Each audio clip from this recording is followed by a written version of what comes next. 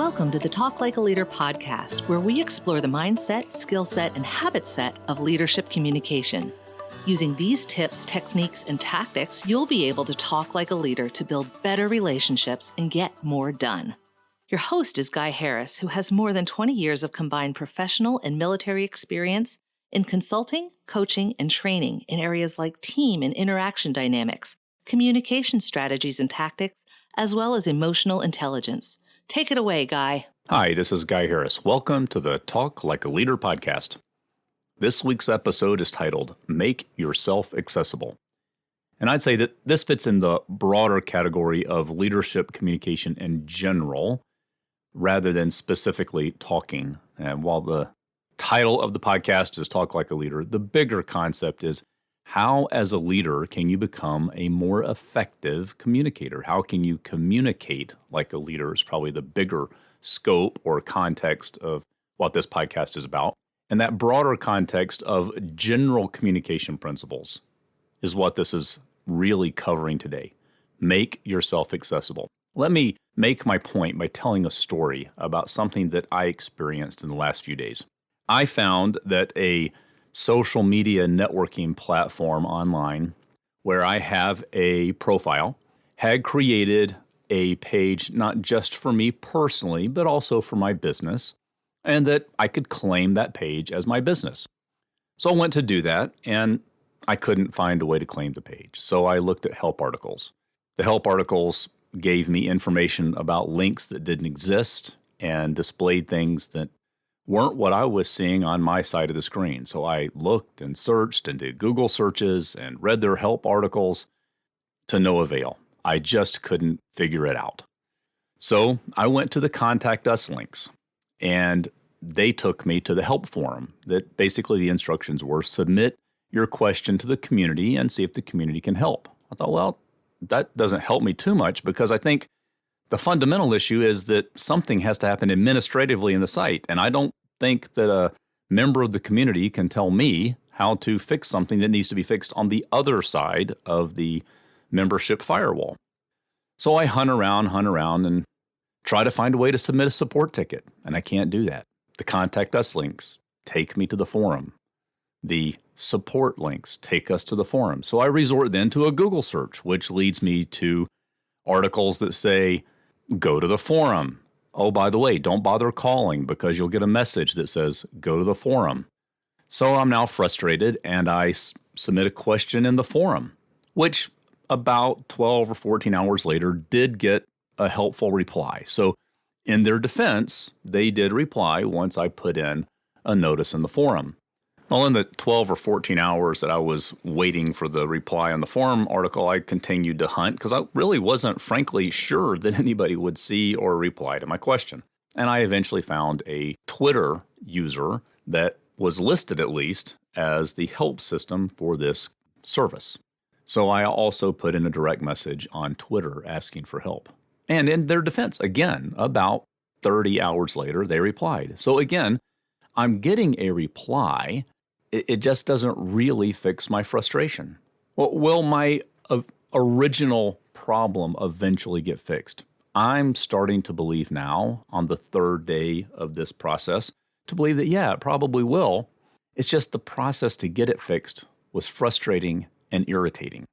It was, in a virtual world, the equivalent to a physical world experience of running up and down in front of a business, yelling for help, and hoping that somebody on the other side of the windows might actually hear and respond to me and help me fix my problem. I can't go in the front door. They won't answer my phone. I can't actually directly engage with the person inside this business. They make it so difficult to engage that I have to engage in a public forum hoping they will find me, rather than giving me a way to directly communicate with them.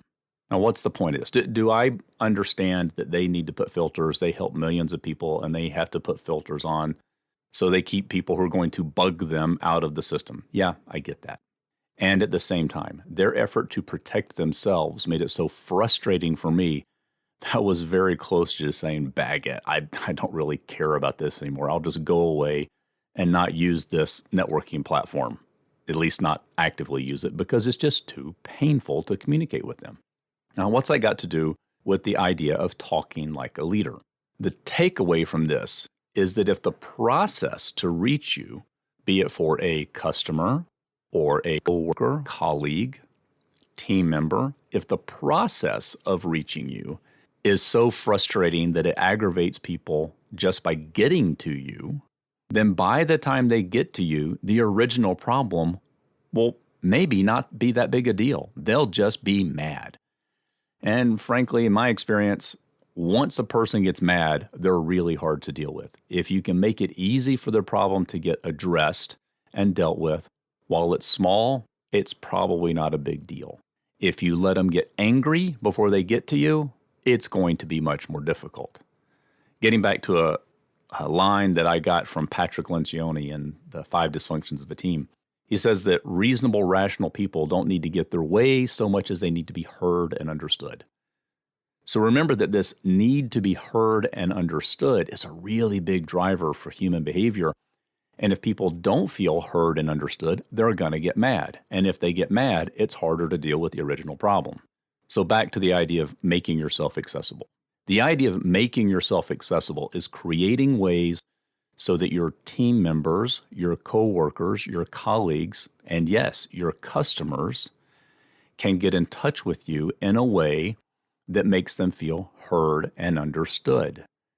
If they, figuratively speaking, have to run up and down the street and scream and yell and hope someone hears them, it's not really going to help the communication process. You will, in your effort to protect yourself from distractions and effort to protect yourself from noise, might actually create a bigger problem. Now, I do, in the real world scenario, I do understand the need to block your time and have periods of time where you're not distracted and protect yourself so you can get projects done. I get that. I live that myself. I have to protect my time so that I can get things done. What we need to do to be a really effective leader is figure out a way to protect the time blocks that need to be protected and at the same time give people a way to reach you. Does that mean that if you have thousands and thousands of people that you might need to interact with, that every one of them has your cell phone number? No, I don't think it goes that far. I do think there needs to be a way for them to make sure that somebody on your team, department, in your business has heard them and understood them, even if it's not personally you. So for this week, think about all the ways you engage with your customers, the ways you engage with your team members, the way you engage with your colleagues. Are you accessible? Ask yourself this question. Look for the artificial barriers you might have created that make it difficult for people to voice their opinion or concern or frustration to you. If you can find ways to make yourself accessible, you can talk like a leader.